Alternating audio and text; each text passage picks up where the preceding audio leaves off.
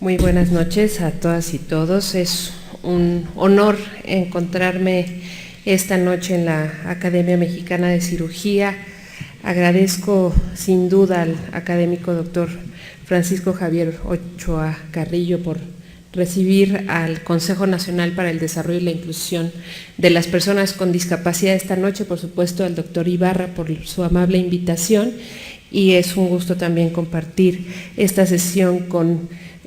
la doctora Griselda del Valle. Pues en lo personal también me siento muy honrada el día de hoy de venir representando al CONADIS, y agradezco las palabras que han tenido con nuestro director general, licenciado Francisco Cisneros, que sin duda hubiera estado muy contento de acompañarnos el día de hoy, y espero transmitirles al menos un poco de la pasión con la que él dirigió este Consejo Nacional en esta ocasión, y pues un poco también del compromiso que él tuvo durante su vida en la defensa del derecho de las personas con discapacidad a vivir incluidas plenamente en nuestra sociedad. En esta ocasión, el consejo es un consejo multidisciplinario, es un consejo que tiene que ver toda la transversalidad de lo que implica incluir a las personas con discapacidad. Y en ese sentido es importante resaltar qué estamos entendiendo en sí por inclusión social. En general, y esto justamente el informe sobre discapacidad que emitió la OMS y el Banco Mundial el año pasado, en el mes de junio, señala que esta es una situación generalizada. Las personas con discapacidad enfrentan un acceso limitado a diversas áreas fundamentales del desarrollo, como es la salud, la educación, la formación profesional, el empleo, la vivienda y muchas más, que fundamentalmente se traducen en una exclusión de la vida social, económica y política de todos los países. En nuestro país, solamente para dar 3 datos representativos, 1 de cada 4 personas con discapacidad de 15 años y más es analfabeta. 1 de cada 3 personas con discapacidad no es de derechohabiente de los servicios de salud, cuando es uno de los ejes fundamentales a través de los cuales pueden recibir, tienen que recibir atención. 7 de cada 10 personas con discapacidad de 12 años y más no es económicamente activa, es decir, ni realizó una actividad económica y tampoco buscó un empleo durante la semana de referencia, esto de acuerdo con el Censo de Población y Vivienda. Y en una encuesta que se hizo sobre la percepción de la discapacidad en México entre el CONADIS y el Instituto Nacional de Salud Pública, se señala que entre los motivos más importantes por los cuales las personas con discapacidad que nunca asistieron a la escuela, esto sucedió así, dieron como argumento el que sus padres no lo consideraron necesario en un mayor porcentaje. También argumentaron su propia discapacidad y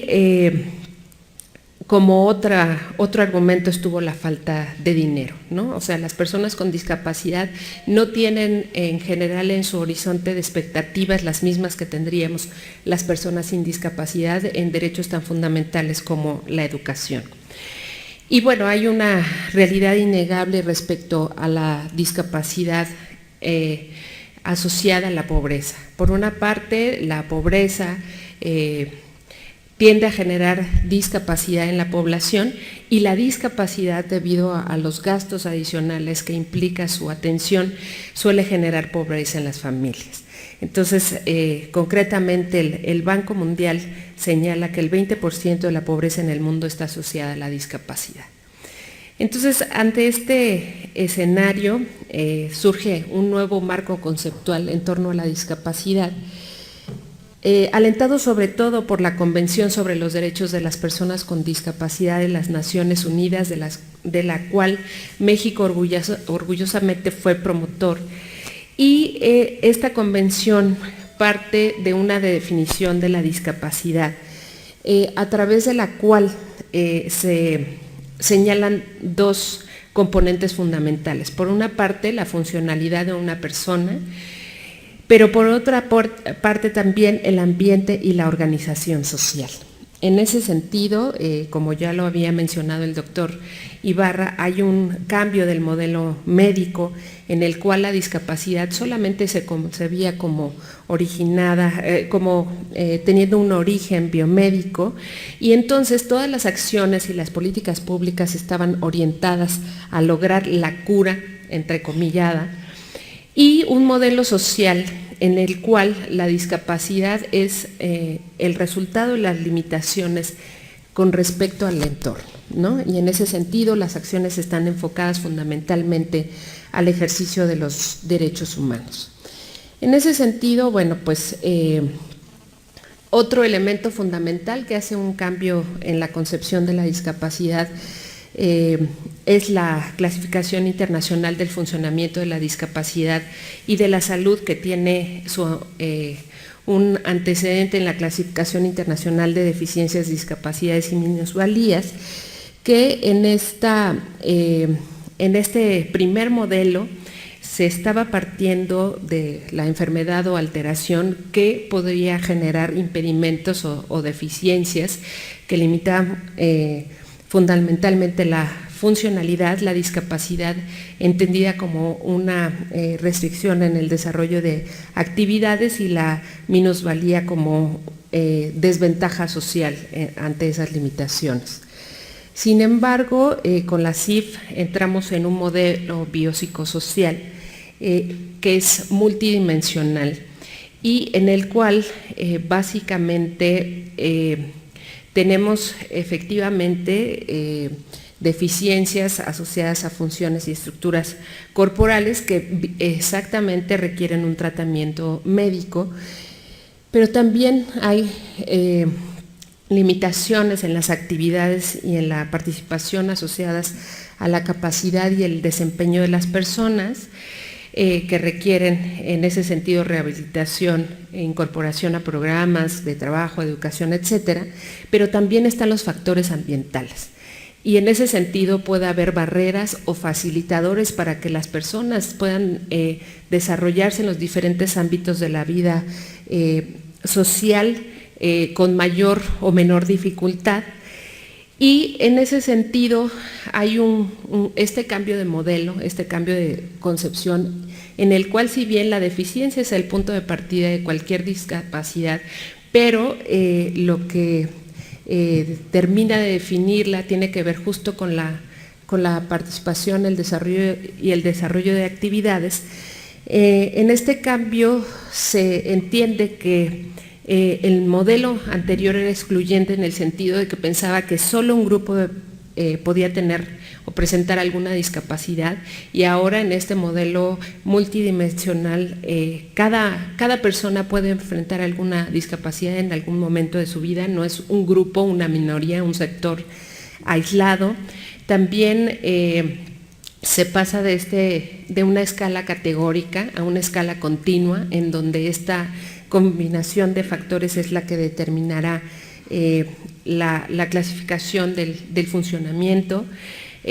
Pasa justo de un modelo unidimensional, ¿no?, a un modelo multidimensional, donde no solo es la deficiencia en sí, sino también las cuestiones subjetivas y el propio entorno social el que determina la discapacidad. Y en este sentido, este cambio de modelo es fundamental, porque estamos asumiendo que la deficiencia puede ser en sí un problema para la persona, pero la discapacidad es un problema social, y es un problema social en la medida en que el entorno no está pensado para que las personas con discapacidad, ya sea sensorial motriz, intelectual, mental, puedan participar en igualdad de condiciones en todos los ámbitos de la vida social. Ese es el gran reto que plantea tanto la CIF como la Convención, es no qué tiene que hacer la persona para superar sus deficiencias, que eso, bueno, es una cuestión individual que deberá de tratarse en diversos factores, sino qué tenemos que hacer como sociedad para que las personas con discapacidad puedan tener acceso a los mismos derechos que las demás, a la salud, a la educación, al empleo, al deporte, a la cultura, a la participación en la vida política y pública. ¿Qué tenemos que hacer como sociedad? Ese es el acento fundamental que marca tanto la Convención como la CIF. Y en ese sentido, la inclusión justamente tendría que ver con todo ese conjunto de acciones que permite que las personas con discapacidad ocupen su lugar como ciudadanos en igualdad de condiciones, es decir, ejerzan plenamente sus derechos y contribuyan con el desarrollo de su comunidad en igualdad de condiciones. Entonces, bueno, una sociedad inclusiva en este sentido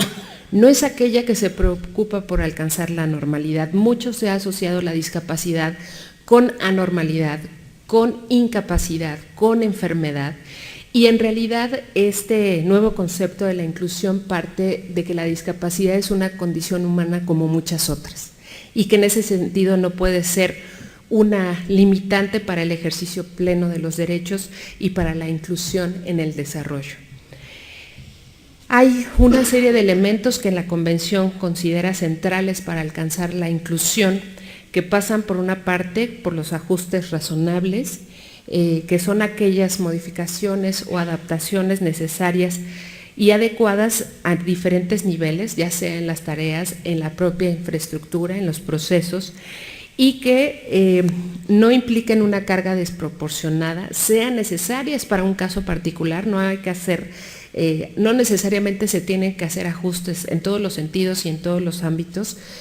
y también que permitan justo el goce y el ejercicio de los derechos a las personas con discapacidad. O sea, lo que dice la Convención es: no podemos cambiar el mundo que ha sido pensado sin las personas con discapacidad de un día para otro a un mundo que incluya plenamente a las personas con discapacidad. Tenemos que hacer cambios,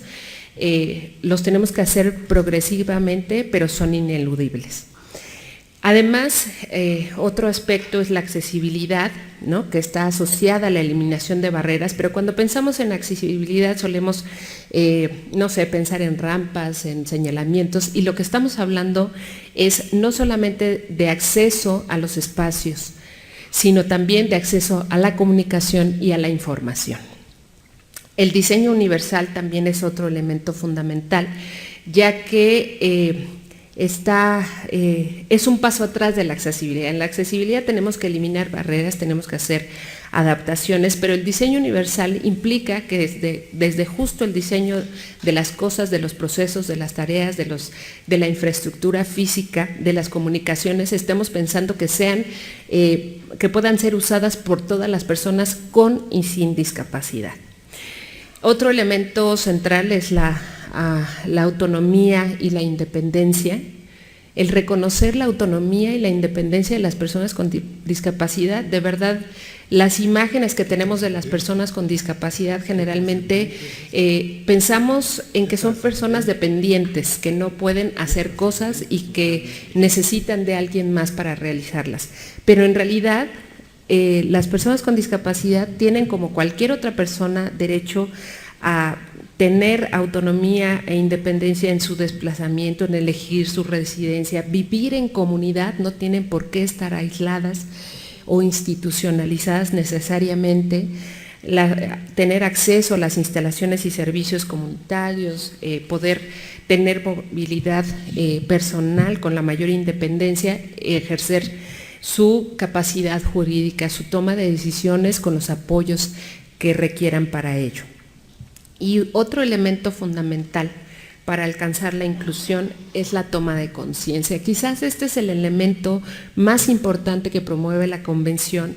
para el pleno ejercicio de los derechos de las personas con discapacidad, porque lo primero que tenemos que hacer es lograr un cambio cultural. Esto también es un problema de cultura. por eso es un problema social.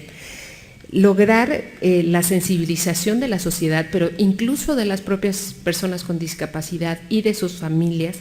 erradicando los estereotipos que segregan a las personas con discapacidad de sus oportunidades y lograr que se tome conciencia de sus capacidades, aportaciones, méritos y habilidades. Las personas con discapacidad siempre han estado definidas por lo que no pueden hacer. Y lo que necesitamos hacer es crear una imagen de las personas con discapacidad en donde se resalte lo que sí pueden hacer, que es mucho, sin duda. Y bueno, pues para finalizar, justamente esta es la labor del Consejo Nacional para el Desarrollo y la Inclusión de las Personas con Discapacidad. Este consejo surge recientemente a través de la publicación de la Ley General para la Inclusión de las Personas con Discapacidad el 30 de mayo de 2011 y el objetivo de este consejo es ser justamente el órgano rector del gobierno federal en materia de políticas públicas sobre discapacidad en todo el territorio nacional. Nosotros tenemos que ver con todas las áreas de la inclusión, con la educación, con la salud, con la accesibilidad, el empleo, el deporte, la cultura, la vida política. Tenemos que hacer que todos aquellos que desarrollan políticas públicas sepan que las personas con discapacidad también son su población objetivo y cómo hacer para alcanzar la inclusión dentro de los diferentes ámbitos de sus competencias. Y bueno, pues sin duda debemos promover el goce y ejercicio pleno de los derechos de las personas con discapacidad en todos estos ámbitos. Y de esa manera el Consejo tiene fundamentalmente estos tres ejes rectores. Por una parte, como ya les había mencionado, la Convención sobre los Derechos de las Personas con Discapacidad, que como les decía es una propuesta de México, es una iniciativa del gobierno mexicano que fue promovida de manera intensa ante la Organización de Naciones Unidas y entró en vigor en mayo de 2008 y marca este cambio de concepción de la discapacidad. Además, la Ley General para la Inclusión de las Personas con Discapacidad, que como les decía fue publicada el año pasado y que establece las condiciones en las cuales el Estado mexicano deberá promover, proteger y asegurar el ejercicio de los derechos de las personas con discapacidad. Y finalmente el Programa Nacional para el Desarrollo de las Personas con Discapacidad 2009-2012, el PRONADIS, que es una guía de política pública en materia de discapacidad en todos los ámbitos que ustedes ven señalados en la diapositiva y es justamente hacia todos esos aspectos que se dirige el Consejo Nacional, un poco como el Pepe Grillo, como la conciencia de las diferentes instituciones públicas, privadas y sociales para que recuerden que las personas con discapacidad tienen los mismos derechos que cualquier otra persona y deben de poder ejercerlos en igualdad de condiciones y tener un acceso pleno a todos los servicios y bienes que el resto de las personas. Imaginen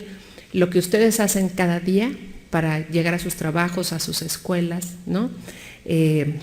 A sus actividades cotidianas, las actividades en casa e imaginen, no sé, a una persona con discapacidad motriz lo que tendría que hacer diariamente antes de salir de su casa,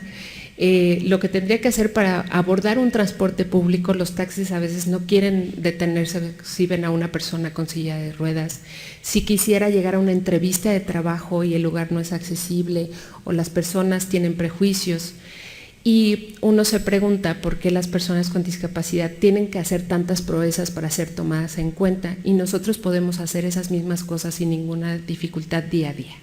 Entonces, el objetivo del Consejo es justamente tomar conciencia sobre este tema y llegar algún día a un México en donde cualquier persona con y sin discapacidad goce de los mismos derechos. Muchas gracias.